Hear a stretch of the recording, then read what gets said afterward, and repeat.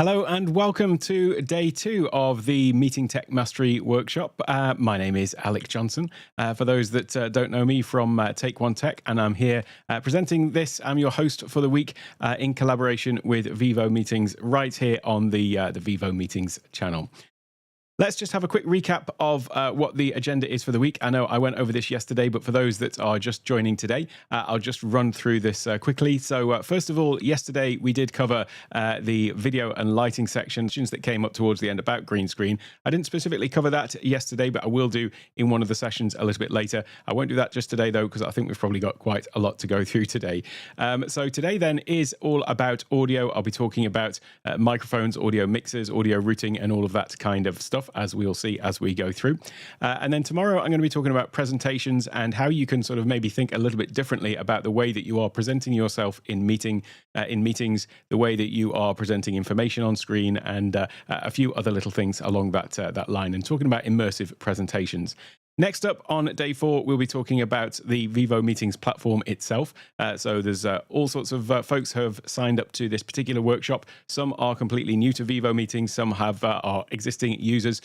So this really is a workshop for everyone intended to just help level up, because we're all looking to improve the way that we come across in our online meetings and webinars. But day 4, as I say, will be focused on the platform itself. So if you are new to Vivo Meetings, then there you'll be able to find all of the ins and outs. If you are an existing Vivo Meetings user, then you will find something great in there as well, I'm sure, because I will be covering some of the new features that have been added that you may not be aware of.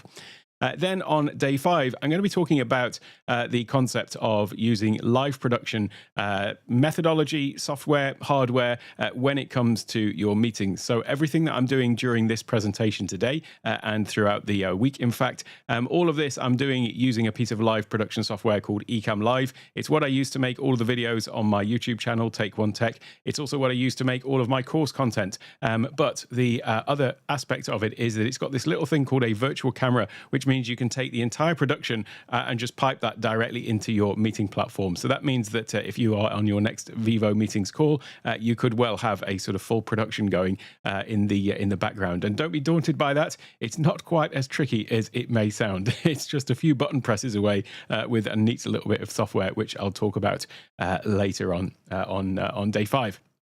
Now, that is the sort of live sort of public face of the workshop, but there is actually a bonus session on next Monday, same time. They're all the same time this week, but that will be in a Vivo meeting itself, so we'll be able to actually see each other. It's great to see everyone in the chat, familiar faces and familiar avatars and familiar names and so on, but it doesn't quite match just being able to actually see each other face to face on camera. So that's the point of Monday, is to have any other questions that have come about throughout the week, or anything else that you just want maybe help troubleshooting or anything like that.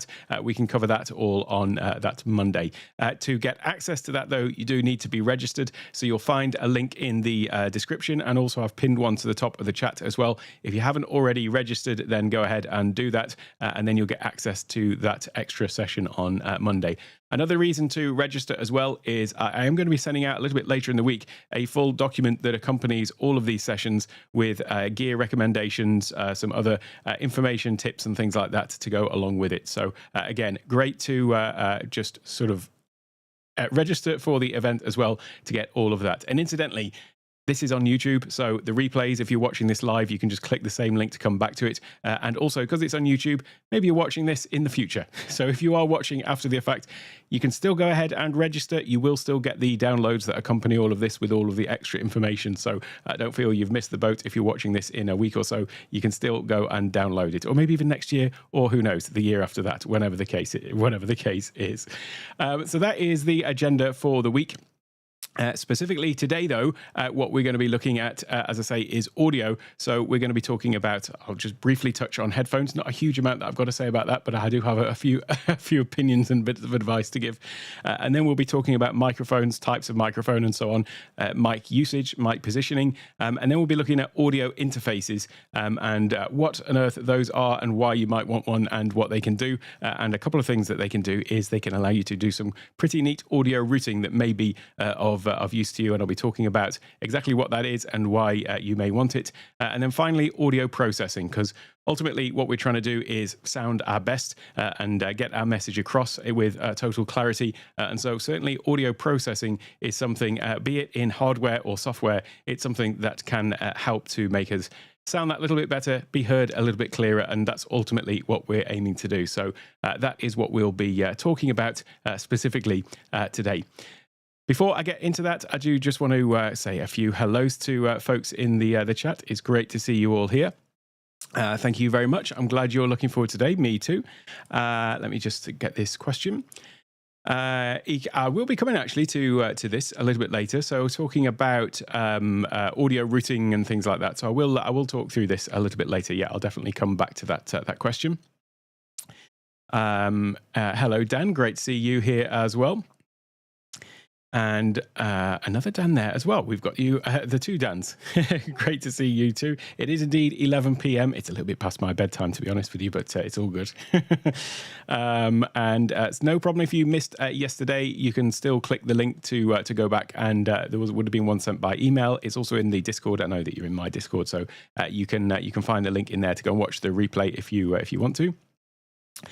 Good morning to you from South Carolina. Great to see you as well. And hello, William. Great to see you too. And Gary as well. Hello, Jim. Great to see you too. Sorry you didn't get the memo or the email yesterday, but glad you've found your way here today. And Mike, Vivo Meetings looks intriguing, and I'm considering jumping on board as my other conventional meeting platform software is to expire in a few days. Perfect timing to at least give it a try. Mike is in my Take One Tech Academy, and one of the reasons why I was so eager to sort of come and do this with Vivo Meetings, and I've done some other posts on my own channel about it, is because there is some really intriguing features that have really piqued my interest. Specifically, I'll be talking about live production on Friday, as I've mentioned, and one of the things that we have with certain other platforms that anybody who uses Ecamm Live for live production into their meetings, there's this constant issue of resolution, and it's a real sort of sticking point for people.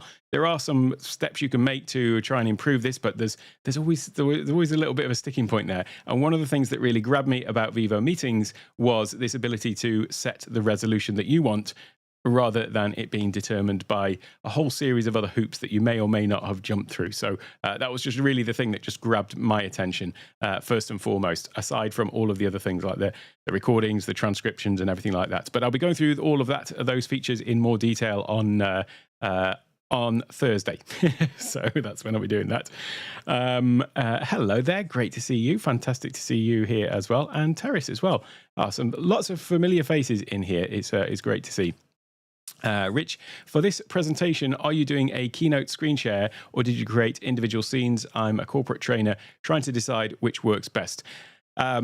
I'll talk about that more tomorrow, but essentially what I'm doing for these, when I've got these sort of transitions with stuff that's sort of sliding in and out of the scene, I'm actually using the Keynote's live video feature, and that enables you to just add in all of the sort of animations that you may well have in Keynote at your disposal, and then have those sort of sliding onto the screen and all of that kind of stuff.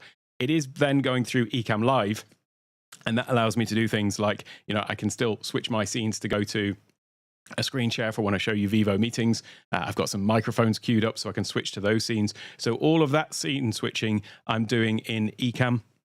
And incidentally, if you want to see, so over here, I've got all of my Ecamm stuff. Over here on my larger monitor, I've got various different areas of the screen that I'm able to share. So those were the two sort of parts of the screen that I was just sharing.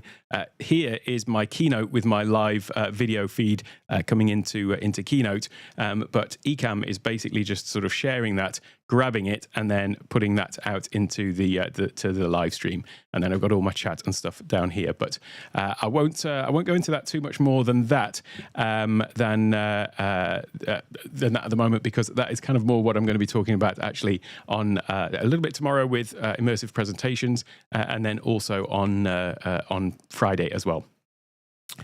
But thanks for the question, Rich. And yes, of course, it's Florence.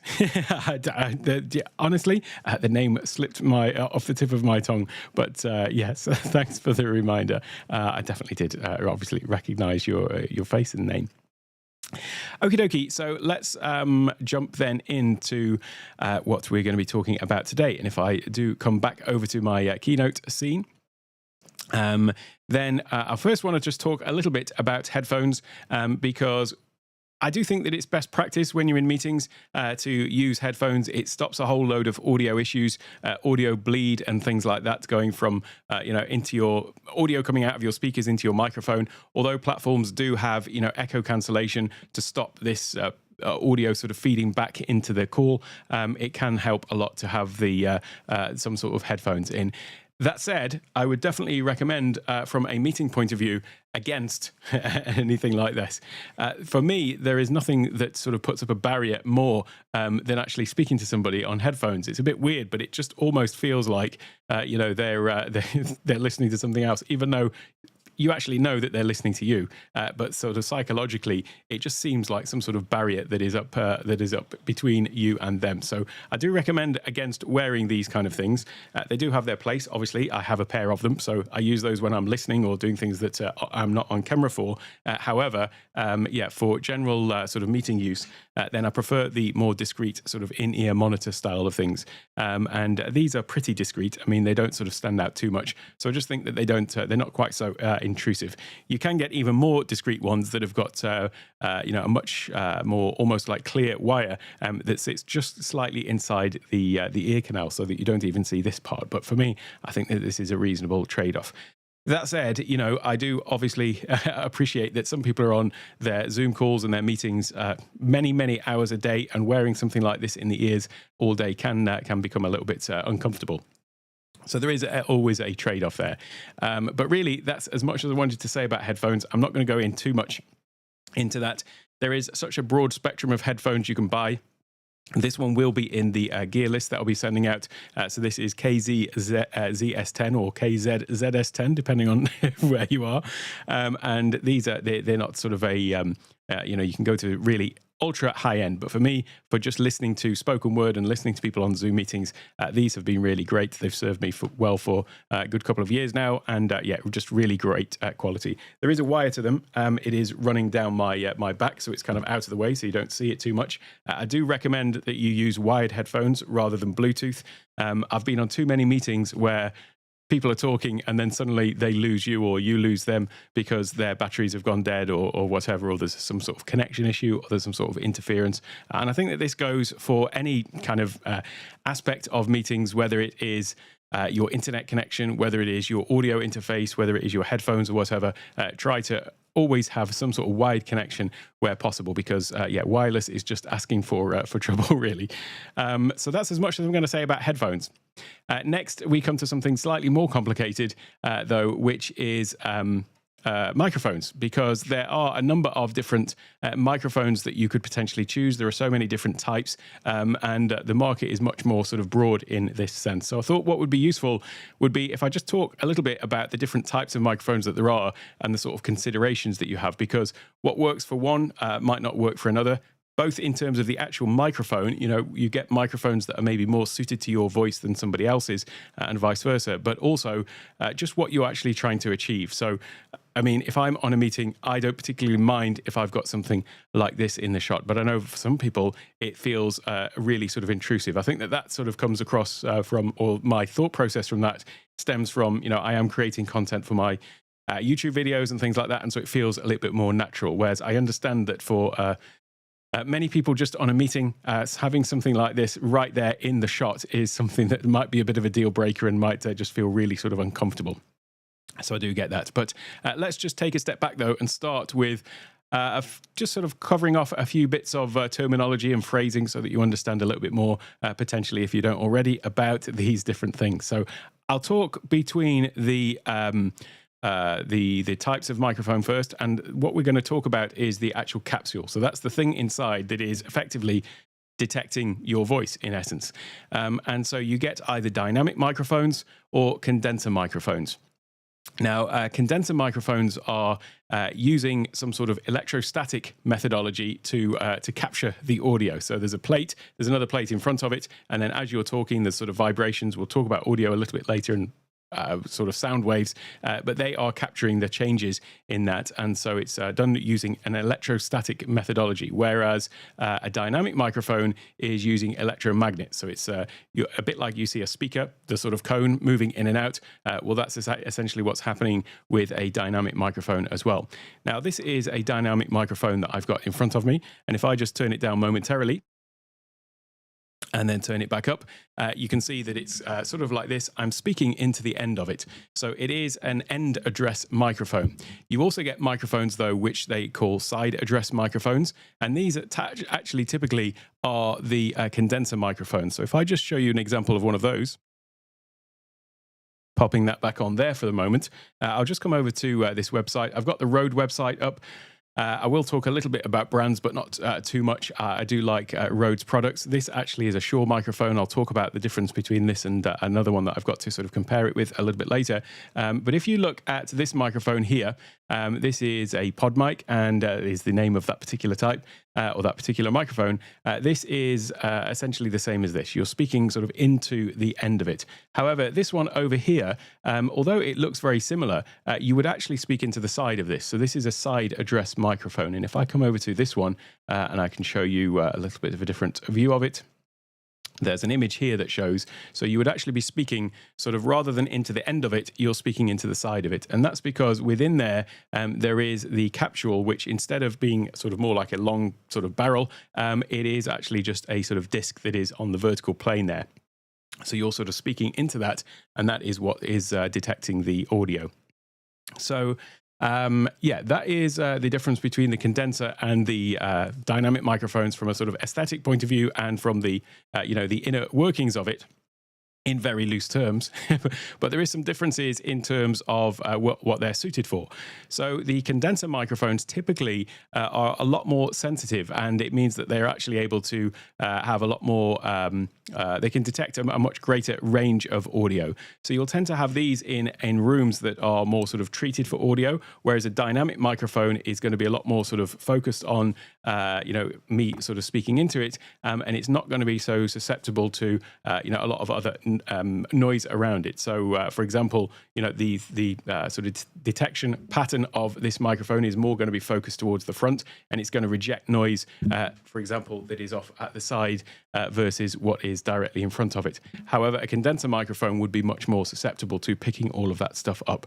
So if you are in any kind of not even a noisy environment, but just less than a sort of perfect environment, generally the better option is going to be the dynamic microphone. Not always, because again, it does depend on the mic and on your voice and everything like that as well. But that is just generally why you'll see the majority of people who aren't maybe vocalists or anything like that, or not in a studio space, will tend to have some sort of dynamic microphone. This is the Shure MV7. The one that we just saw on the screen there, or a similar one, would be something like this, the pod mic. And these are very similar mics in that they've got something else in common, which is the connection. So that is another thing that can differentiate mics one from another, is the different ways that you can connect them into your computer, or connect them into anything. So first of all, there is a typical microphone connector would be one of these. It's called an XLR cable.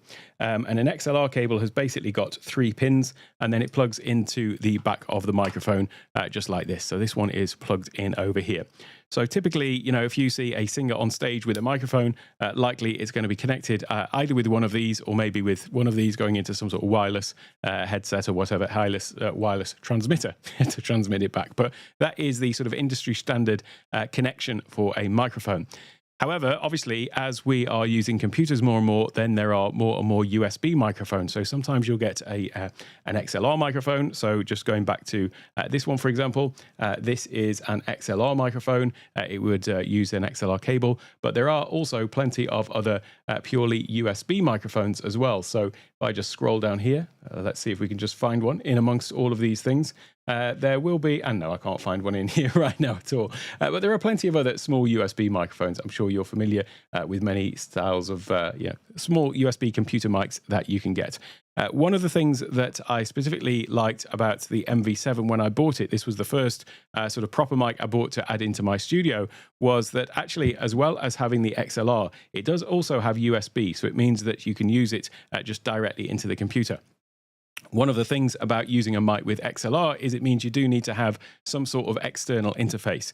Now, I do have at the moment a Rodecaster Pro 2 sitting on the desk, and so that is my interface, I should say, that's taking the XLR out of the microphone into that, and then that has got a USB connection into the computer. So if you are going to use an XLR mic, just note that if you're going to be using it in your meetings, you will need to have some sort of audio interface, and we'll talk about those a little bit later.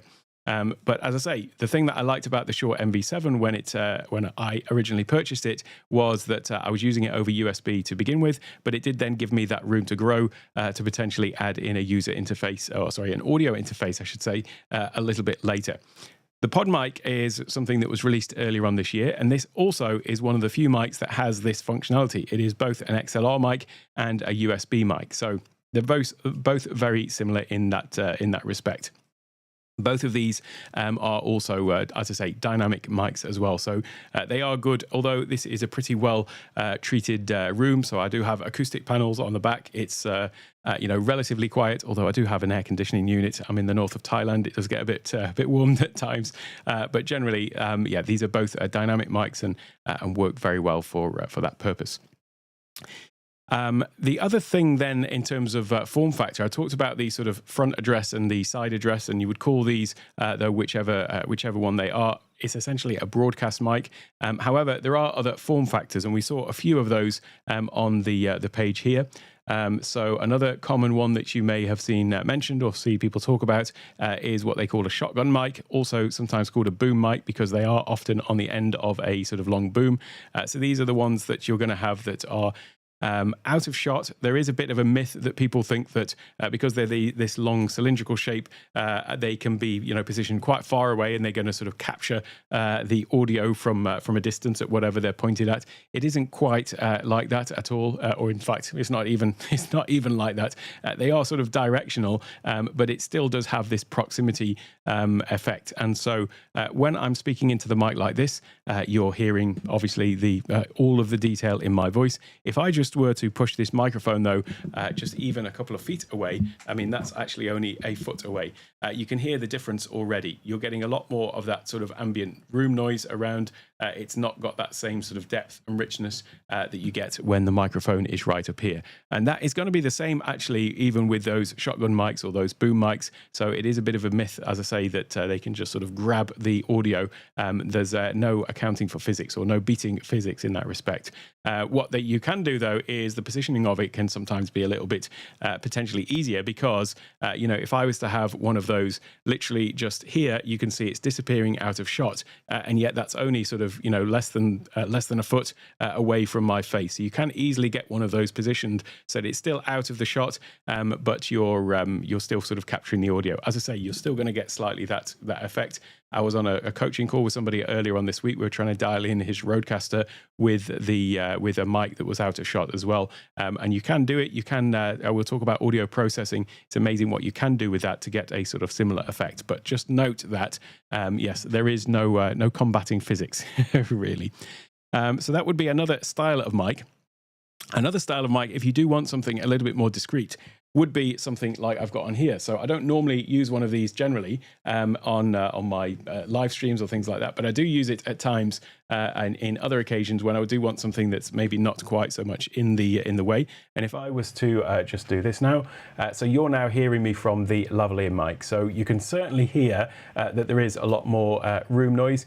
I could probably do a little bit to dial this in a little bit more than I have, because this is just a sort of general setting.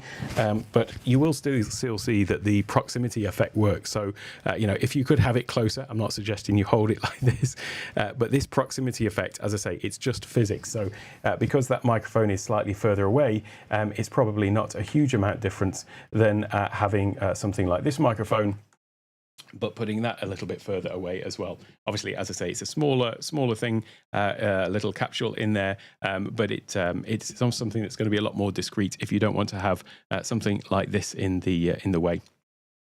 So in terms of the sort of different microphones, they're talking about the broadcast mic type, the lavalier mic, the shotgun mic. It's just down to you what sort you want to use and whether you mind having something in the shot. For me, I prefer the clarity that I get with something like this rather than any of those other options. But it's a purely personal and aesthetic choice in that respect. I've only talked about two mics. There is another mic which is I've got to mention because it is the sort of the podcast industry standard, the Shure SM7B, the bigger brother of the MV7.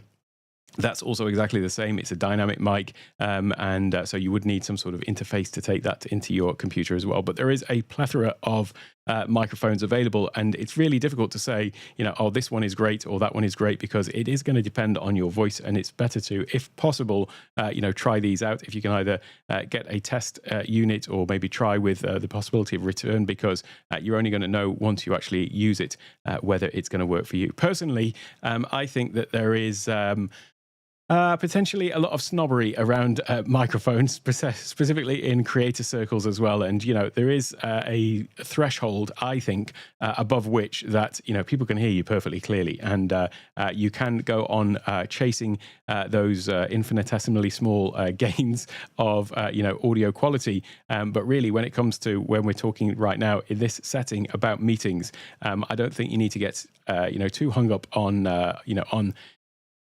on the specifics of all of the microphones. I think as long as you've got something that's above the a threshold, certainly anything like these are going to be fine. Then yeah, you're already going to be head and shoulders above everyone else. And as long as people can hear you, that is the main thing. I do always try and be conscious of this thing we call GAS, the gear acquisition syndrome. It is very easy to sort of to see all of these different things and feel like you need all of this stuff. But I don't necessarily think that's the case. That said, out of everything, be it camera, lighting, or anything, the microphone is the one thing that I do think you should buy at least something that is, of reasonable quality. So something like the MV7 or one of these sort of range, as opposed to a really, really cheap one. When I started my channel, for example, I was using a 10-year-old camera with, albeit, relatively high resolution coming out of it. But the one thing that I did invest in was the microphone to begin with. The lights, I was using a sort of relatively low-cost budget style light, but the effect was just fine for that. But you can't really take shortcuts on the microphone as such. Having just said not to get caught by the gas, but what I mean is just understand that there is a threshold above which anything below anything above that is going to be just fine.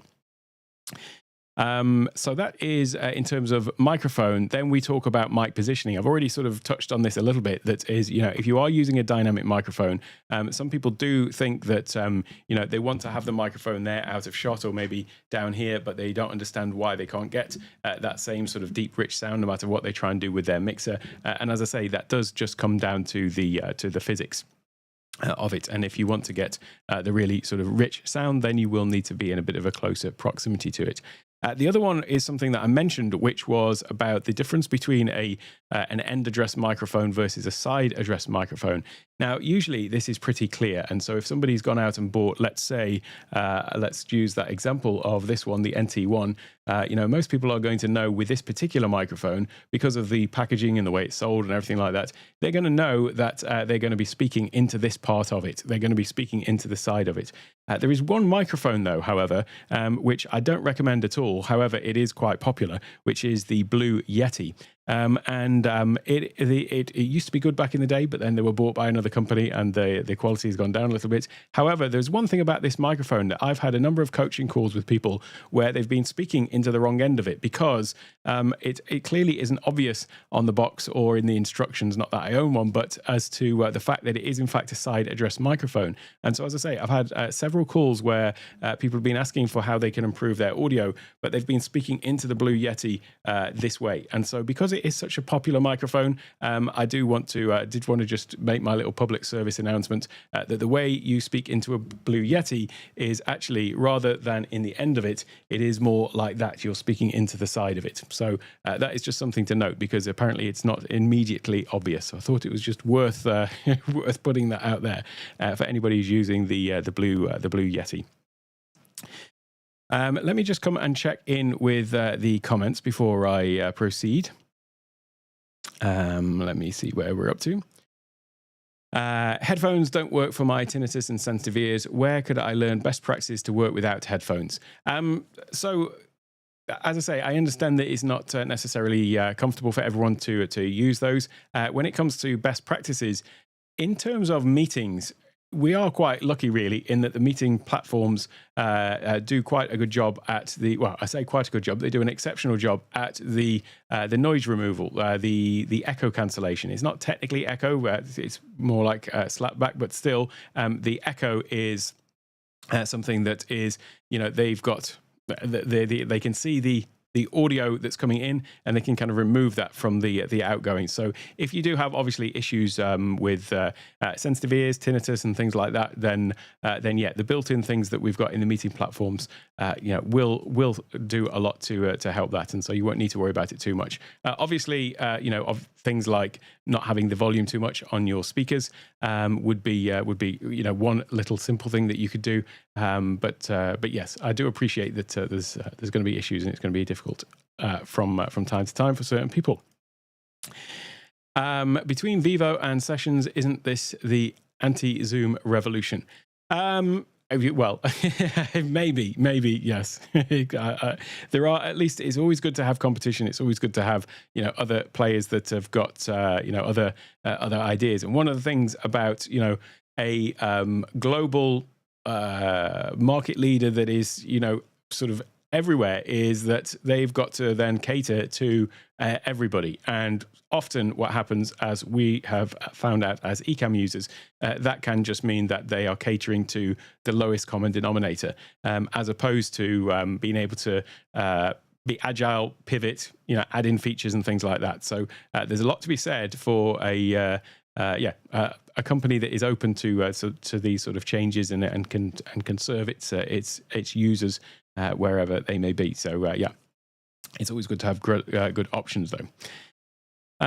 Room treatment is something to also consider. A well sound treated room can go a long way to making your microphone sound great. That is so true. And I actually couldn't believe it when I was building out this studio, because when I started my channel with Take One Tech, I was actually down in my basement. I didn't really do a huge amount to do anything in there as such, except I knew that I was going to be moving out at some point, and it was probably about 8 months later when I built out this studio. In this studio, it was a completely empty room, and there was a massive echo, obviously, in the room when in any room that's completely empty.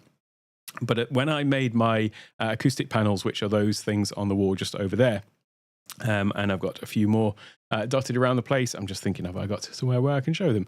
In fact, this one right in front of me is a big acoustic panel. There's also one directly above my head as well. If I just try and change this for a second, let's see if this is going to work. I'll switch to this one, and there we go. So I've also got one that's just up above my head as well. So, and then there's one over there as well. The ones that are behind those things are actually covering windows. So I made those so that they A, block out the light, but then B, they also stop any sound from outside.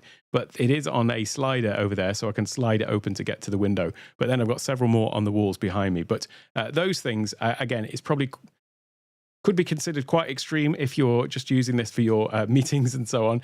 However, it did make a massive difference, even with a completely empty room, just putting those up. And incidentally, those are sort of 2 foot by 4 foot, 60 centimeters by $1.20 m, and they've got sort of 2-inch thick acoustic foam in them with a wooden frame around them and just some material on the top there. And then they're also stood off the wall by 1 inch as well, or 1 inch or 2 inches. And just having those things on there, it's amazing what a difference that actually made. So yeah, the acoustic treatment or room treatment is something that is really worthwhile doing. Now, you don't need to go and build acoustic panels, but even just things like, if you're in a room, having things like soft furnishings and, curtains or drapes or things like that, that can make a huge difference as well. So, yeah, if you are, even just using, a regular little microphone, something like that can indeed make a huge difference. That's a great point, Russell. Any use cases for mics that come with the cameras, like on the Tiny 2? I mean, again, it's if it's what you've got, and the Tiny 2 is this little thing from OBSBot. So if you've got something that is like this, which does have built-in cameras. So this is a little camera. I did actually mention this yesterday. So this has got little built-in built-in microphones, I should say. But again, it's going to be this thing. First of all, there is the size of the capsule that's picking up the audio, and then there is going to be the sort of proximity effect. So if this is over on your, the top of your laptop or on a stand or wherever it happens to be, you've still lost that proximity effect. It's always worth sort of playing around with these things, but personally, I prefer a dedicated microphone to something like that. But again, it's all an investment, isn't it? At the end of the day, so you have to draw the line somewhere. Rich, friends don't let friends use Blue Yetis. There you go. So let me see the Maono PD400X. Have you tried this mic, and what do you suggest? I haven't actually tried that mic. No, I haven't. No. I'm just thinking of somebody who's done reviews of that before, but no, I haven't personally tried that one out.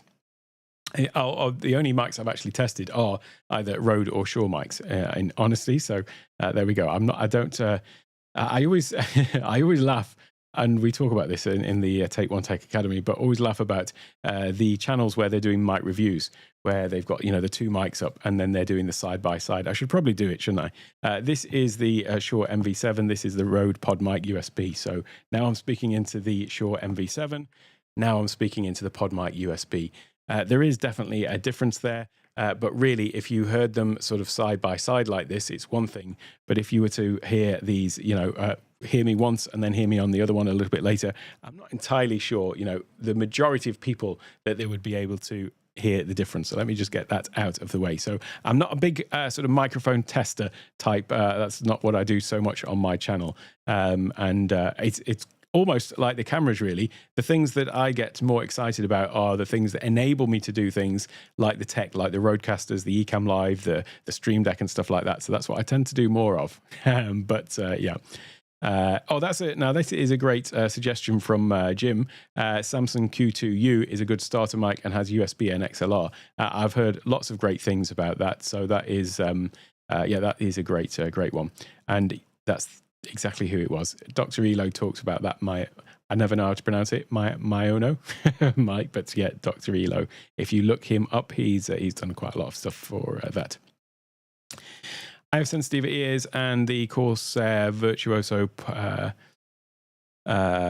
with the Elgato XLR help. So yeah, the Elgato we talked about yesterday make a load of streaming stuff, and they've got a whole range of microphones as well. Okay, so let's continue on before I get too sidelined, because this is my problem, you see, where I start geeking out and chatting. But let's just move on to, in fact, we've already talked about microphone types, so let me just quickly, swiftly move through that. And what I'll do is I'll go into to here, what we want to talk about next, which is audio interfaces. And this is going to be something that you're going to need if you are going to be using some sort of XLR microphone that you need to get into your computer, or potentially even something with another connector, because I talked about XLR, I talked about USB. Technically, there is also wireless. And incidentally, this mic that I've got on here, the lapel mic, the lavalier mic, I am actually, having said don't use wireless, I am actually using that through the Rode Wireless Me connected to my interface, just for convenience and for the sake of this. But normally, if it was something mission critical, I'd tend to be using something that was wired. But there is another way that you might well have a mic connected. Some of them do have a sort of 3.5mm jack, the small little jacks like this.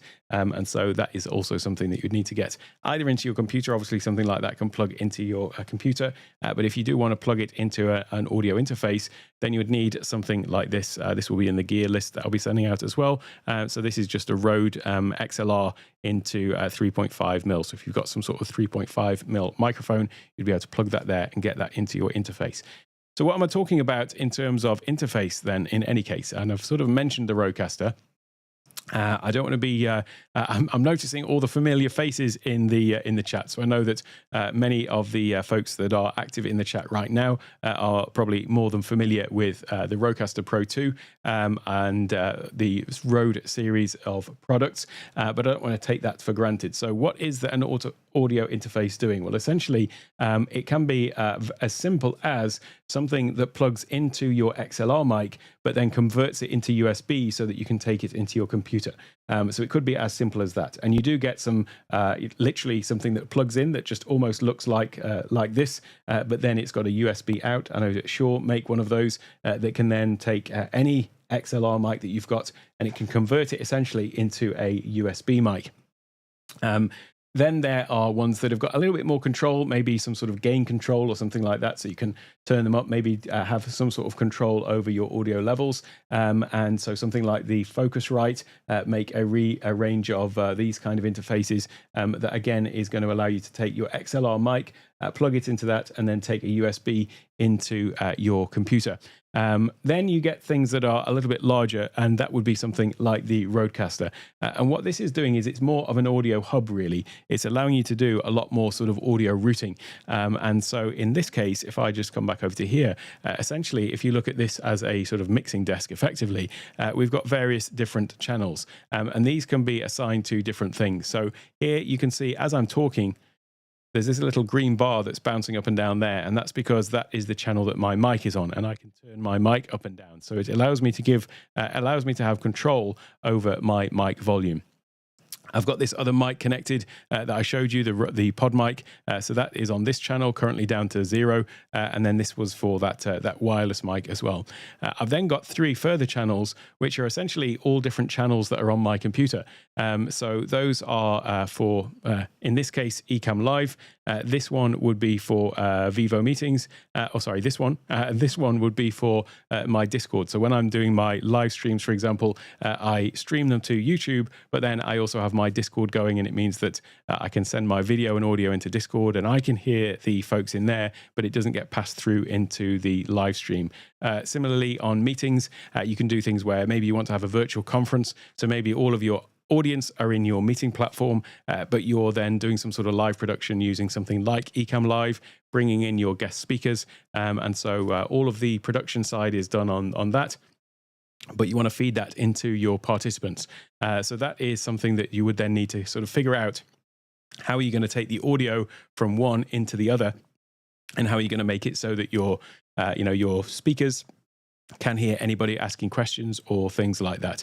And so that's really, for me, what I like about specifically the Rodecaster in particular, is that it allows me to do this sort of quite complex audio routing with, I want to say, relative ease. However, having said that, of all of the different coaching clients that I've had in coaching calls, when we talk about live video, you would think it's the video side that catches people out. But really, more often than not, it's the audio that people get tripped up by. And I think there's something because of the fact that it's can sometimes be a little bit less tangible. You know, if you are trying to be on camera and your video is not working, it's usually quite clear that it's just not there. You can't see yourself, and so therefore you gather that everyone else can't see yourself. There's a weird thing with audio, though, when it comes to audio routing, that you might be hearing yourself in your ears, or you might be hearing somebody else, and yet they can't hear you, or they can't hear what you think that they should be able to hear. And so there is this sort of little sort of aspect to it, which is a little bit less tangible sometimes. And so, as I say, this is what the majority of my coaching calls seem to be about, is when people have got tech issues with their audio specifically. Now, when it comes to sort of audio routing, which we'll talk about a little bit later, I'm talking about a hardware device here at the moment, but you can get software interfaces. So all of this stuff, with different levels for different inputs and different outputs, that could equally be a software solution rather than hardware. Personally, for this kind of stuff, I do like the hardware aspect to it, because I do like to just be able to sort of glance down at the Rodecaster and see what levels things are at without needing a separate app open.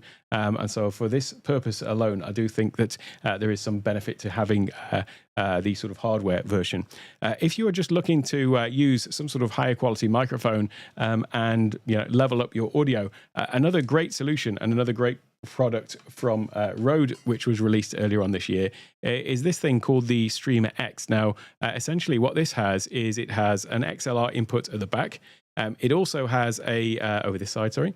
It also has a headset input. So if you want to use something like that headset that I showed you earlier, where it's got the headphones and then also a microphone built in, you could plug that in there. But incidentally, because that is a sort of standard jack, you could also have a lavalier mic, a lapel mic, plugged into that as well. So you could have your lav mic plugged directly into the back of the device. This does also have a connection, what can connect wirelessly to the Rode Wireless system as well. So with this really small sort of form factor thing, which is considerably smaller than the Rodecaster, it does give you a really great audio interface. And it's got some nice little features like, when you're on your Vivo meetings call, you can just quickly and easily sort of mute yourself by pressing the button there. The other thing that I've just sort of skipped over is the fact that it is also a video capture device. So on the back, as well as having all of the audio stuff, it also has the HDMI input and output there as well. So that allows you to plug the HDMI in from your camera. If you've upgraded from a webcam, you've got some sort of mirrorless or DSLR camera, and you've taken the HDMI out from that, you can take that into here, so that then that's the way that you're getting your camera in. So this actually, for meeting purposes, is a really great little device because, as I say, you've just got the sort of camera on, camera off. You can easily see the state of that. You can turn up your headphones. Here you can select the microphone, either the XLR mic, the headset mic, or the wireless mic, and then adjust the levels of that. It's also got a really nice feature as well, specifically for meetings, which is these pads over on this side here. Whilst you can use them for, triggering audio, sound effects, and things like that, they can actually link with PowerPoint and Keynote, so that this can become your sort of next slide, previous slide control for your Keynote or PowerPoint. So actually, as a meeting solution, if you just want to level up your audio and video in meetings, then this is a really great solution that is kind of like a bit of an all-in-one and helps with that.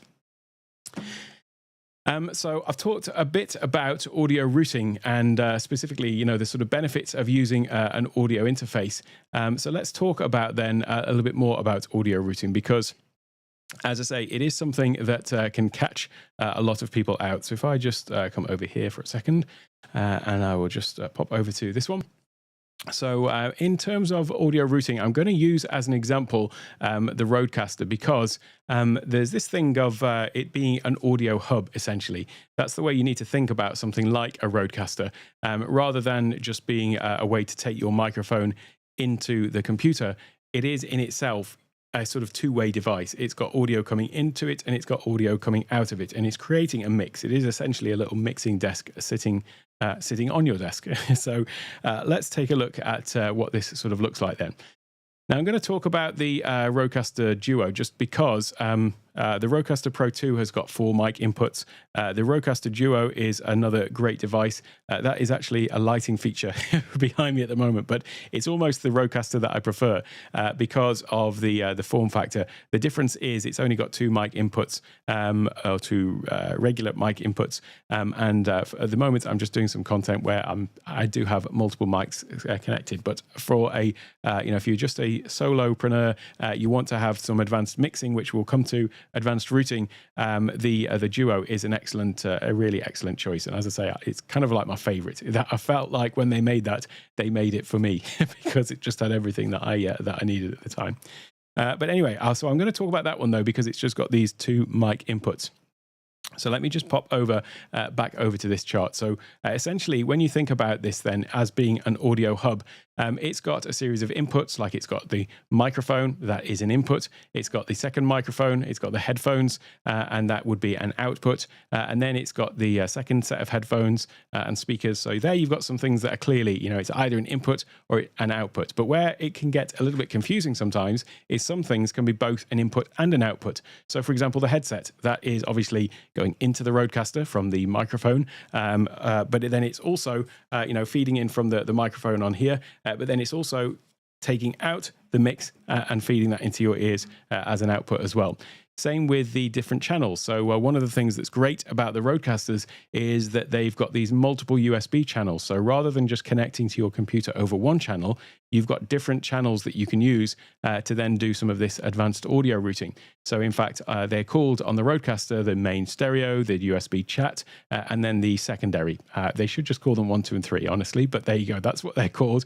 Those are the 3 USB channels that you've got into the Roadcaster, and indeed out of the Roadcaster. And as I say, those are both input and output. The other thing that you can do with the Roadcaster is you can connect over Bluetooth, and effectively it becomes almost like a giant Bluetooth headset for your phone. You can speak into the Roadcaster and it be heard on your phone, and the person on the other end can come into the mix in the Roadcaster. So those are the different channels that you've got. And as I say, those are both inputs and outputs. Now, it's useful to sort of think about this then in terms of a table. So you've got all of your inputs down the left-hand side, but then you've got, after all of the audio comes into the Roadcaster, then it's going to sort of mix it all together and send it out to these various different channels, these different destinations, if you like. And you'll notice then that there is some sort of duplication.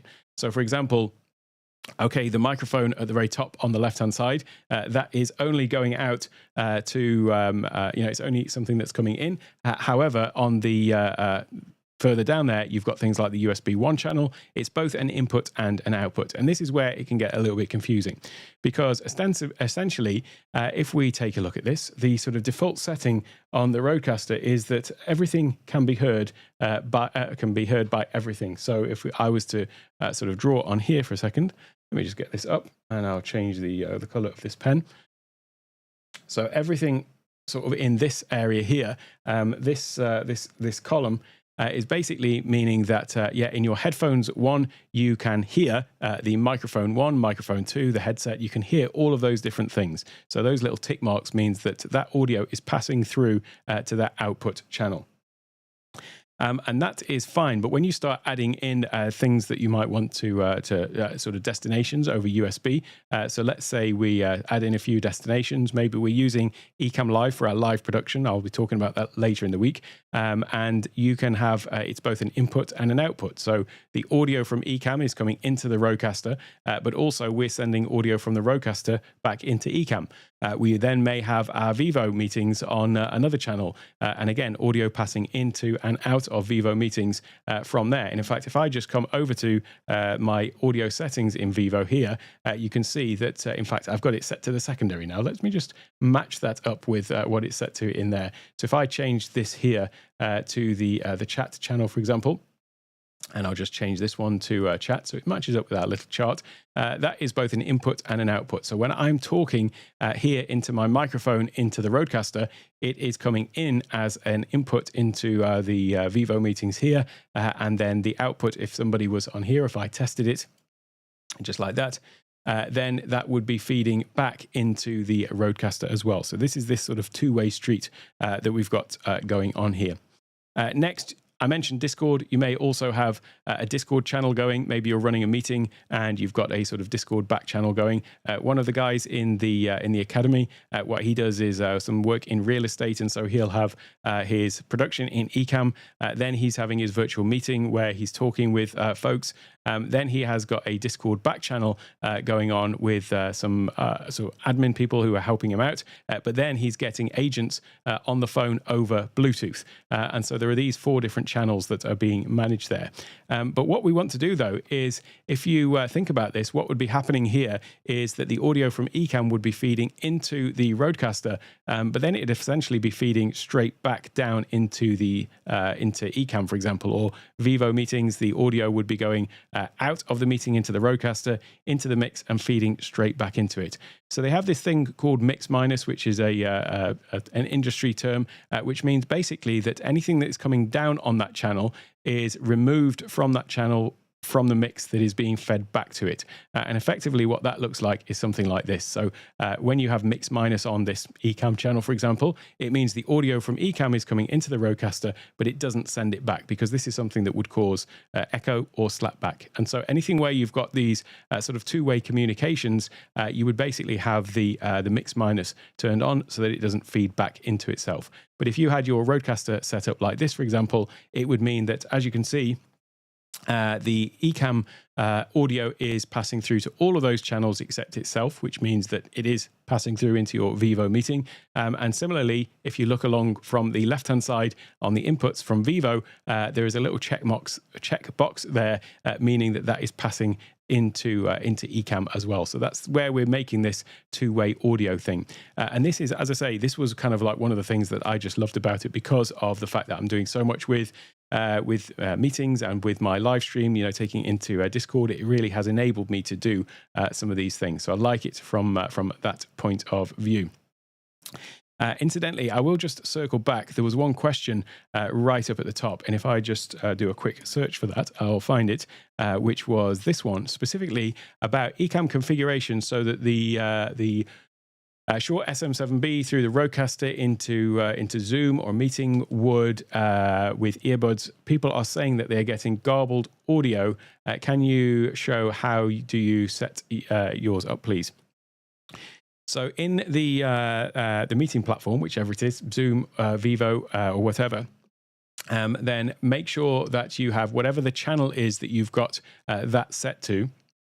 The first step is to make sure that you always have Ecamm on the separate channel. So I have Ecamm on my main stereo. In this case, this is showing as on the chat channel. And also critically, the both the microphone and the speaker are set to that same channel. So if you're using an external device like this with mix minus on, they need to be on the same one for that mix minus to work. So that's the first step. And then in Ecamm, I would do main stereo for my speaker and my microphone. Now, if they're saying that they're getting some sort of garbled audio, I don't know if that means that there is some sort of feedback. There is this thing, as I've mentioned, called slapback, which is where the audio comes in and goes back again. I've had this instance on a couple of calls where somebody said that they're getting what they feel like is slapback, but it's just a lot quieter. So instead of hearing themselves back, or instead of their guests on the other side hearing the audio repeated back to them, what they're actually getting is kind of like when they say something, it's going back like at a much lower volume. And in so many cases, I say so many, 5 or 6, but that's quite a lot for the number of calls that I've been getting about this specific issue, though. The issue has actually been that they've had their headphones on, but rather than it being an audio routing thing, the microphone has actually been picking up some of the audio from the headphones, and it's just literally been a case of turning the headphones down. Now, I don't think that's the case in your point, because you were saying that they're getting sort of garbled audio, so I'm not quite sure in what sense that is, unless the other thing that can cause the audio to be slightly messed up with the Rodecaster specifically is there are some audio effects. So whether that is one of those buttons toggled on, but it would be, without knowing exactly kind of what it is they're hearing, it's hard to sort of troubleshoot that one. But the steps, though, to set up are make sure your meeting platform, in terms of the Rodecaster, meeting platform is the microphone and speaker are on the same setting, same channel. Ecamm on the same channel, but separate to the meeting platform, and then you have mix minus on both of those. One other thing, since we're talking about Ecamm, and I will talk about Ecamm on Friday specifically, but there is also a feature in Ecamm called the audio monitor. So if you go into the output menu of Ecamm, you've got video monitor, which you might well have to sort of display it somewhere else. They've also got audio monitor, and some people think that that is a useful way to sort of monitor things, but actually there's a huge amount of latency relatively on that. So I never use the audio monitor, but that can be something that can actually cause issues as well. So yeah, sorry if that did not actually solve your issue or help, because it depends on what they mean by garble, but that is certainly some steps that I would take to do that. Let me see where I'm up to with this.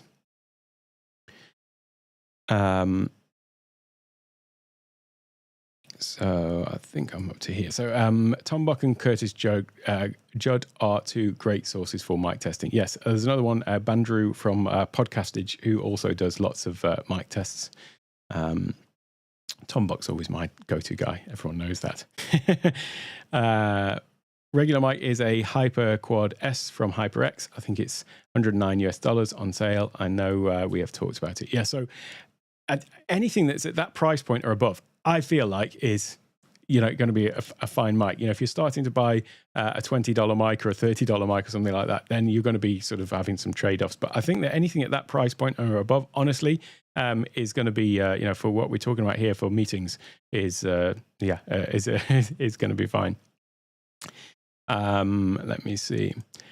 Do the Rodecaster products have phantom power? Yes, they do. Now, that's an interesting point to make, actually, because what is phantom power? It's nothing to do with spirituality, but the condenser microphone. So I mentioned the difference between a dynamic microphone using electromagnets. That's basically the sound waves are moving the physical diaphragm in and out, whereas with electrostatic, although it's being moved, there needs to be power going to that device. So condenser microphones do require what they call phantom power, and it's very low amperage, but it's 48 volts, I think it is. And so, yes, they do have phantom power.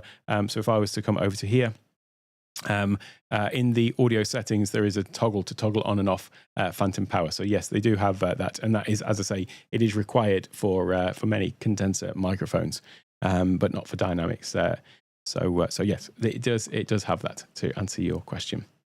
And I'm glad you mentioned that, because it is something that I think there's people hear about it and they're not really sure exactly what it is, but it is for specifically condenser mics that would require that.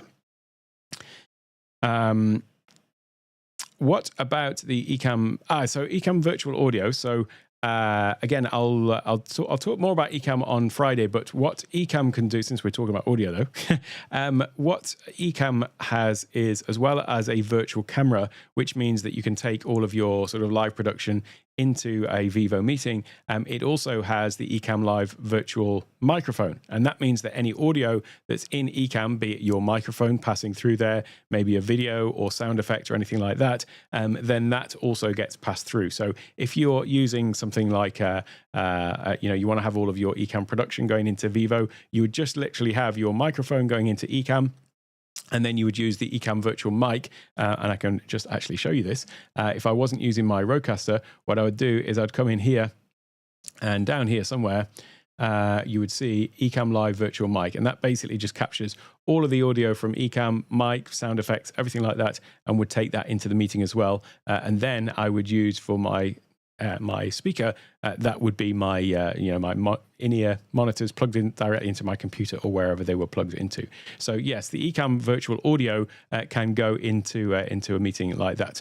Personally, though, if I'm using a Rodecaster, it's completely redundant. I want all of that handled through the Rodecaster, because that's what's giving me the two-way audio. As soon as I'm using the Ecamm virtual mic, it's only a one-way street going into the meeting. And then if I'm taking the audio from the meeting back into the Rodecaster and then into Ecamm, I've then suddenly created this loop. And then you would need to have another form of echo cancellation in your meeting to stop the audio from the meeting coming into the Rodecaster, then going into Ecamm, and then going back into the meeting again.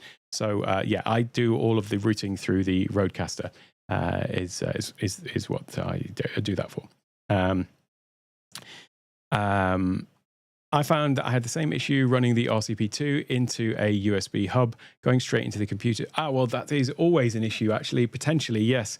And it can also be that, I'll give you an example of this. When I had the Rodecaster Pro 2 plugged in, and then when I tried the Streamer X for the first time, it was doing this weird thing where I would drop a channel on my Rodecaster Pro 2. And I reached out to Rode because I'd got some beta software of the Streamer X, and I said, I'm wondering if there's an issue because it's causing this problem with my Rodecaster Pro 2. And they said, well, we're not able to replicate it on our side. And sure enough, I plugged my Streamer X into a different USB hub, or dock rather, or hub, and yeah, it solved the issue. So yeah, anything with USB, you can have certain USB channels overloaded, or if you're not on a powered hub, or even if you are, as I was, on a powered hub, a powered dock, and it still had some sort of issues there. So yes, that can always be an issue as well. That's why, incidentally, all of these manufacturers, they always recommend you plug it directly into the computer, even though that's kind of impossible with all the different devices we've got. But yeah, certainly try a different hub that can, a different hub, a different dock, or anything like that. And yes, sorry, I see your other thing. So yes, I've just answered that one as well. So that is audio routing, and yeah, it is a complex beast. And as I say, it's the thing that I get the most calls about is folks that are trying to figure out some sort of audio routing thing, and it's because of this potential for so many different ways that you can. So many different ways that you can get caught out by it, and I'm I'm good at answering questions about this on coaching calls because I've been caught out by all these things myself. that's the reason why I've made all of the mistakes. So let's talk then about another great use case for these devices, which is audio processing, dynamic audio processing, the way that we can actually improve our sound from whichever microphone we've got, and we can make some sort of improvements to it. So I have got a whole course about the Rodecaster, incidentally, and so I go into a lot more depth in this. But I do just want to sort of outline the, what essentially it is when we talk about dynamic processing, because I think that people hear about things like a noise gate, compressor, all of these different terms, without necessarily understanding what they do or why they might be useful, or maybe they've got some sort of audio issue. And they're not sure, how these things might be able to help them. So I'm going to start with a sort of really basic introduction to audio and sound waves. And I hope that when we get to the end of this, although it might seem a little bit theoretical to begin with, I hope that it will make sense. But obviously, just shout out if any of it doesn't. But what is dynamic audio processing? And as I say, we need to go back to understanding a little bit more about audio. And I've sort of referred to a speaker because I think everybody has seen, the speaker sort of bouncing, the cone moving in and out. And so it's a great way to sort of demonstrate then exactly what is happening with audio. And we talk about sound waves. Well, what is really happening is, if you see the speaker vibrating like that, the speaker is, the speaker cone is moving in and out. And in actual fact, what that's doing is that is sending out a series of waves. But these are not waves in the same way that you get ripples on the ocean or whatever, though that's how they're depicted. It's more something like this. It's a series of compressions and rarefactions that are happening. So as the speaker pushes out, it is compressing the air, and then as it pulls back, it's kind of creating a low pressure. And I'm talking about a speaker, but this is all audio, but it's just easy to sort of visualize, I think. Maybe I'm wrong with the idea of the sort of speaker cone there. And where we get this whole idea of a waveform then is because although it is sort of compressions and expansions of air like that, in fact, what we do is we're plotting the pressure. And that pressure then translates directly to the volume. And this is where we get amplitude from. So the amplitude, essentially, when you see the line above the red line above the axis there, then that is somewhere where it's compressed. That is a higher pressure. And then when it goes down below, that is the lower pressure. And actually, that pressure differential there is the amplitude. And if you've got a higher amplitude, it means the speaker's, pounding even harder, then that is a louder sound. Whereas if it is a lower amplitude, then that is a quieter sound. So we're talking there about amplitude being the volume that we're talking about. Then you've got the rate at which the speaker is moving, and that is then effectively the wavelength, so how quickly this is happening, and that directly relates to the pitch. And so if you've got something that is moving a lot faster, that is going to be a much higher pitch, whereas something that's moving a lot slower is going to be a lower pitch. So these are the two things we're dealing with really in audio, is either we're talking about the pitch, how high or low a tone it is, or the volume. And again, this is in really simplistic terms, but that is essentially what we're looking at. And when you talk about amplitude, the measure for that is a little bit of a weird one. So you've obviously no doubt heard of decibels. There are several decibels scales, but what we tend to talk about with in terms of audio mixers is what's called the decibel full scale meter. And that has got a weird scale on it, in that, first of all, it's a logarithmic scale, so it doesn't go sort of in a direct line. If you go from 1 to 3 decibels, for example, then that is a much lower volume increase than, let's say, 3 to 6, for example. So there's this weird sort of curve to it. But also what you'll notice there is that, in fact, the dBFS scale goes from a minus number up to 0. And that's because all items of audio equipment have a sort of theoretical, or not a theoretical, an actual maximum of the volume that they can capture. And anything above that level, what's going to happen is the audio is just going to sort of clip. So you have this thing where the minus 60 is what you would think of as being zero. There is no noise. And then the zero on that scale is effectively, it's the maximum that it can record. And anything higher than that in volume is just going to be clipped off. So what you'll also then see is on this scale, if you look at the Rodecaster, for example, although it does have this logarithmic scale, it's been evened out, so you don't actually see that on the dials, for example, on the meters. And then even they've taken a few of these out. So when you're looking at, let's say, the Rodecaster, and it's different on some other audio equipment, sometimes they leave that sort of logarithmic scale in, other times they sort of even it out. But just note that that is a thing. So when you see an increase from, from 0 to, as I say, minus 60 to minus 50 is a lot different than minus 30 to minus 20, even though it seems like it's only 10 difference. Anyway, without getting too bogged down in that, the other thing, though, to make note of is, okay, I'm talking about this waveform here, but when I'm actually talking, obviously, I'm not talking just as a single monotone at exactly the same level. Although people who've watched my videos may disagree with that at times. But this is just a sort of very simple waveform. If we actually go through, though, and were to look at a real waveform, then over time, you're going to see something more like this. There is obviously changes in volume, in frequency, and so on. And here we're just looking at the amplitude. So this is, as I'm talking, my volume is going up and down. But also, it isn't just one tone. So within my voice, within everyone's voice, within every sound, if you were to just take a sort of a thing going through this over time and take a slice through the sound wave at that particular point, and were to do some analysis on it using what they call a spectrum analyzer, what you would see is at that particular point in time, rather than just one fixed volume at one fixed tone, what you've actually got is a whole series of frequencies going on. So there's a whole series of different wavelengths of audio. So you may see that there is a really high peak there, in the lower tones. So that's maybe coming from some sort of deeper tone there going on, whereas there is stuff at all of this sort of range of frequencies. And this is at one particular point in time. As the audio is going through, this chart here would be continually waving with audio as pitches are going up and down, as other audio sources are in there. And so this is basically looking at the frequency with respect to the amplitude, or vice versa. And when we talk about dynamic processors, whether it is the compressor, the noise gate, which I'll come into later on, we're really only talking about these two things. We're either talking about changing the amplitude, we're talking about changing the frequency, or often we're changing the amplitude with respect to the frequency. So let's say, for example, you're probably familiar with a graphic equalizer or an equalizer where you want to, maybe boost the bass, reduce the mid-tones, or boost the high tones, or whatever it is. All you're essentially doing is looking at that second graph down at the bottom. You're saying, okay, well, maybe that sort of high peak down at the bottom, maybe that's too much bass. Let me just bring that down. Let me raise the other one up. So we're only ever really changing these two things with respect to each other. So with that slight little bit of geekery and theory, let's go through and talk about a few of the different processors that you may have heard of or may not have heard of, and talk about what they can actually do to help your audio. So if we come into a list, I've got a nice little list of, whoops-a-daisy, that is not the right list. Let me go back to the list.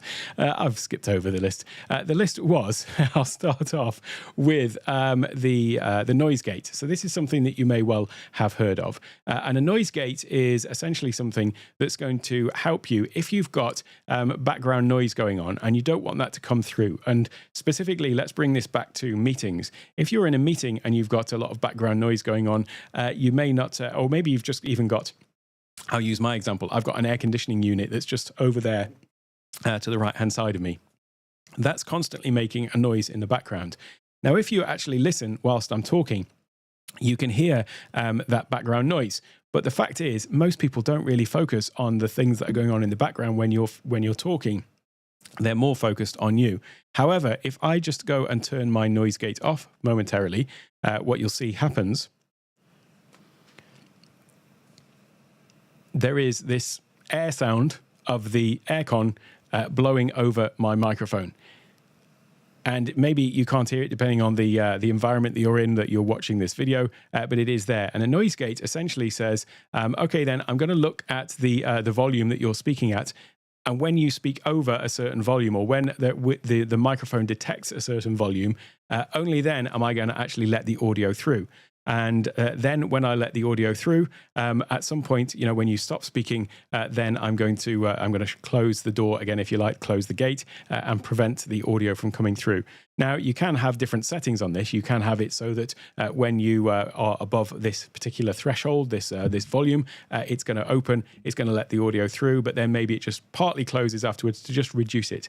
I like to have my noise gate set so that when I'm not speaking, there's absolutely no audio coming through whatsoever. And that's why if I stop speaking, it just goes deadly silent. And specifically for meetings, that's definitely what I want, because I don't want to be hearing, people hearing taps or anything like that if I'm typing on the keyboard and so on. And I've had several calls with people who want to get this sort of thing dialed in because they want to be able to be on their meeting, maybe typing away on their keyboard, typing whatever it is they're doing, in the chat or doing whatever, without it coming through, or maybe just, little pen taps. And if they've got their noise gate off or didn't have a noise gate, then things like that would be coming through into the, little taps, or writing on the screen or typing on the keyboard. Stuff like that would come through in their meeting. However, having a noise gate means that you can just completely block that out when you're not speaking. And as I say, it is still there when I'm talking. So that air noise from the aircon is still there continuously in the background whilst I'm talking. But most people are not noticing it because when you're speaking, they're focused on you. And that's another thing to point out as well. Sometimes when you're starting to try to dial in your audio, you can be really hypercritical and oversensitive to these things. So, for example, every time I speak, if I focus on it right now, every time I speak, there's almost like a small kind of whooshing sound as the air noise is suddenly picked up and feeding back into my ears. Because, I could be there trying to dial all this in, then I would be very sensitive to that and hear it. But again, just note that when you are playing around with these things, we are probably, very critical because we know what the noise is that we're trying to remove. But the majority of people probably wouldn't be able to hear that. And I don't want you to think that I'm saying, these things don't matter and you shouldn't do your best to try to remove them, but just always do bear in mind that you are probably, again, a lot more sort of sensitive to these things than most people. And if you're showing up at your meeting with a great quality microphone, a great mixer, and some of this dynamic processing going on to improve things, then you're already, light years ahead of most people. As we all know, we've all been in meetings and we know what the norm is, the standard. So that would be what a noise gate is and why it might be useful to you. The other one then that is also useful is something called a high-pass filter. Now, what this is doing is if I just go back to that chart over there, when you look at that bottom graph there where you've got this range of frequencies, the audible range is one thing, but then there's also the range of the human voice, and anything below that, that's not a part of your voice. Your voice is made up of a whole series of frequencies, and it will be. Some people have got a deeper voice, some people have got a higher voice, but actually it's a range of frequencies. It's not just one frequency. But anything below that, technically, for speaking like this, you could say that, well, arguably, I probably don't need that other stuff in there if it's not having, if it's not a major component of my voice. However, things that do tend to be at much lower tones are things like, the low tone of the vibration of a fan, maybe on a computer, or maybe a fan that's in a cupboard or something like that. So I'll come at a server cabinet or something, or whatever it is, any sort of like low tone that you may have. It may be just the rumble of outside traffic or traffic noise or something like that. These can be lower tones. And what a high pass filter does is it says, okay, well, I'm going to let everything through that's above this certain level. I'm going to let that all through. But this stuff that's below that level, so just looking at this particular chart, that little peak there, maybe you want to say, well, everything below there, let's just dial that down a little bit. And this is what I'm talking about with saying that dynamic processes are affecting, specific frequencies, and then maybe just like reducing the amplitude, reducing the volume of those. And so a high pass filter can help to cut out those lower tones. So if you are in a room where there's the constant hum of equipment or constant rumble of road noise or things like that, a high pass filter can do a lot to remove that. The next one that you may well have heard of would be a compressor. So a compressor is something that is talked about, and people may well have heard it. And it's not the compression and rarefaction of the airwaves that I mentioned earlier. In this context, a dynamic compressor, what it's intended to do is kind of even out your voice. So when you are speaking, maybe you might speak really quietly. Maybe you might get excited and speak louder. There is a sort of dynamic range there of the audio from the lowest noise, the lowest volume. I don't want to call your talking noise, but the lowest volume to the highest volume. And the idea of a compressor is that it's just going to sort of even that out. And they use this all the time in, radio and TV. It's a bit akin to, if you're watching something really quiet. Actually, they don't always do a great job of this, do they? But you're watching something really quiet, and then suddenly, an advertisement comes on or something, and the volume is dramatically louder, and there's this massive shock to the system as it's, that much louder. Well, in, very broad terms, that's essentially what a compressor is doing. What it's doing is looking for these higher tones, or higher volumes, I should say, on the amplitude scale, and saying, okay, let's compress these down, whilst the lower tones, let's sort of boost those up. So you still do hear the fact that, if somebody's speaking quietly, they're speaking quietly, as opposed to them speaking more loudly. You can hear you can hear the difference, but you're not actually hearing the full range of that volume. So it's not such a shock to the ears. And that's essentially what a compressor is doing. The other thing then about, and that's, as I say, that's just helpful to even out your overall audio. It's something also that does contribute to, people will often talk about this sort of radio sound. Compression is one of the bigger factors in that. There are other processes that people use to, add that effect, more richness to the lower tones in their voice and so on. But the compressor is one that contributes to that. Another one that is potentially useful is what they call a de-esser. And the point of the de-esser is that when you say S is, then these are things that can come across as quite harsh in the audio. And so what a de-esser is, effectively, it's almost like a compressor, but specifically for those S sounds. And what you're looking for is the particular frequency in your voice where those S's occur, and then you're saying, okay, well, I want to just reduce the volume of that specific frequency. So it's kind of like a hyper-targeted thing at the particular frequency of those S sounds in your voice. And this is something that will change from person to person. Another thing that is kind of related to that in terms of sounds that you get with microphones would be what they call plosives, which is when you are speaking and you say things beginning with things like P and B, there is a sort of sharp outburst of air. And so that's the reason why you have a windscreen, or indeed a what they call a pop filter. So if I come over to this view over here, wrong one, this one. That thing in front of the microphone is intended to basically stop that sudden burst of air. And if I say things with P in, then you don't hear that too pronounced. It's not too pronounced. However, if I was to take the shield off and now say something beginning with a P, you hear that P, that sound. And it's just that sort of explosion of air. And so that is a physical measure that you take to reduce those plosives, whereas the S sound, the de-esser, is something that you do with actually can do with targeting those frequencies in that dynamic processor. Whereas there is no sort of equivalent of that for plosives as such, because it is just, as I say, this burst of air. One thing that you can also do with that in terms of mic positioning, you'll notice that I am sort of speaking across the mic rather than speaking directly into it. So you will get more pronounced plosives if you are speaking into it, because the airflow is directly into the microphone as opposed to speaking across it.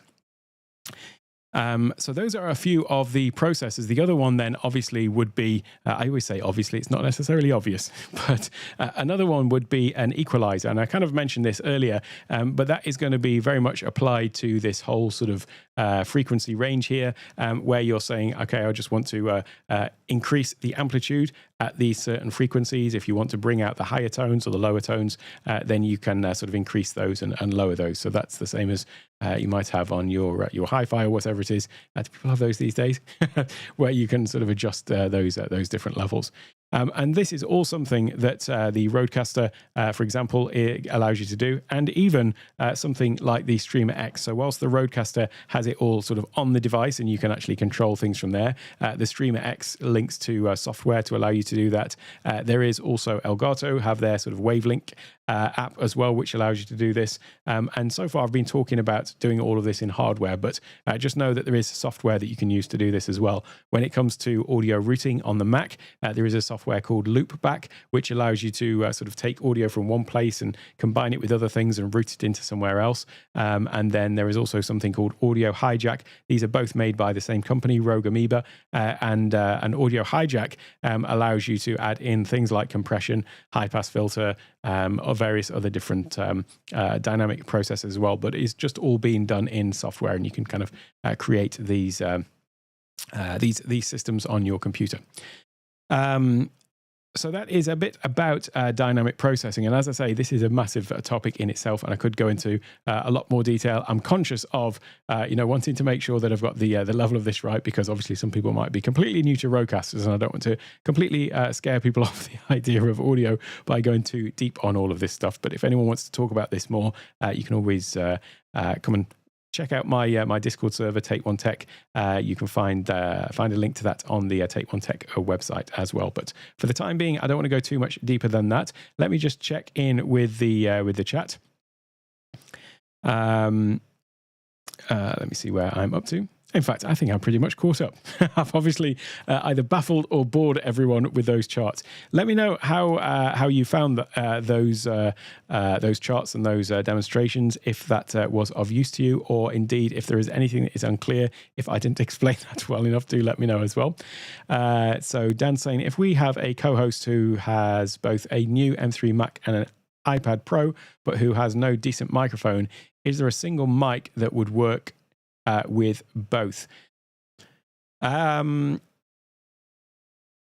any of the USB mics actually would work with both, because the iPad Pro you can take any USB mic in. So it could be, I mean, if they wanted something that was future-proofed and they maybe wanted to get an interface further down the line, which, as I say, was a really big thing for me, then anything that's got the XLR and the USB, the one that Jim mentioned earlier, the Samsung I forget the number.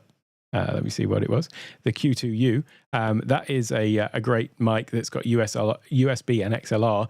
You could take the output from that and plug it into your iPad. The iPad, by the way, in the iPad Pro, iPad Mini, you can plug a capture card in now and use a regular camera. So one of the things I tested on my iPad Mini was the Camo mobile app, which allows me to plug, incidentally, the Streamer X into the iPad, so that I could take my full camera and also my XLR mic into the iPad. So really, yes, wherever they want to sort of start in terms of leveling up their audio, as long as it's USB, it will work with the iPad without the need for an interface. And then that obviously will work with the computer as well. Thanks, Rich. I'm glad that was helpful. I'm sometimes never sure where I'm just going completely over heads or not explaining things well, so I appreciate that. If anyone's got any questions about audio specifically or anything that I've not got to, I think I got to all the questions, but if I have missed anything, then do let me know. Obviously, we're talking here about leveling up your audio on meetings. And so, as I said before, without getting too overwhelmed by the gear acquisition syndrome, I'm not for 1 minute suggesting that you need a setup like this to, level up your meeting platform. I use these for some specific use cases. I do love the Rodecaster. It is very, very helpful for what I'm doing. But really, any kind of way that you can get a good quality microphone, I would argue, as I said kind of earlier on at the beginning, the microphone for me is almost like the number one thing to do first. So the camera that you've got built into your computer, into your laptop, you can reposition your laptop to get the framing right. If I flick over to that, this isn't too terrible. It's a bit of a bad angle. I could adjust the angle of it, but at least people can still see me. But if I was using the built-in microphone on my computer, then it's not going to be half as good as this. So the microphone is almost like the most important thing, I would say, in terms of making that step towards leveling up. If you were just still using, Vivo meetings with your regular regular camera, regular microphone, then the camera should definitely be step number one on that gas attack list for the gear that you need to buy. Well, thank you very much for joining me. If there are any further questions after the fact, anybody watching on the replay, do feel free to drop those into the chat and the comments. I will be getting to the comments as well. Tomorrow, what we'll be looking at is crafting immersive presentations to captivate from your digital stage. I'm just reading it. But this is all about thinking a little bit more differently to the way that we approach our online meetings. And meetings don't just have to be, you on camera, then maybe doing a screen share and sharing some content. There are some other ways that we can do things, so it does become a little bit more immersive. And by immersive, I'm talking about more things like, what I'm doing right now with bringing content on screen around me rather than me being in just another little box and talking to the content. So that's what I'm talking with respect to that. So once again, if you are watching on the replay and you haven't registered already, then definitely go ahead and register because there will be some additional content coming your way in terms of that full gear guide. And I'm just putting some final touches to that in light of some of the feedback that I've had from folks as well. So anything more that you'd like to see in that, please do let me know as well. Other than that, I thank you all for being here, and I will see you again same time tomorrow.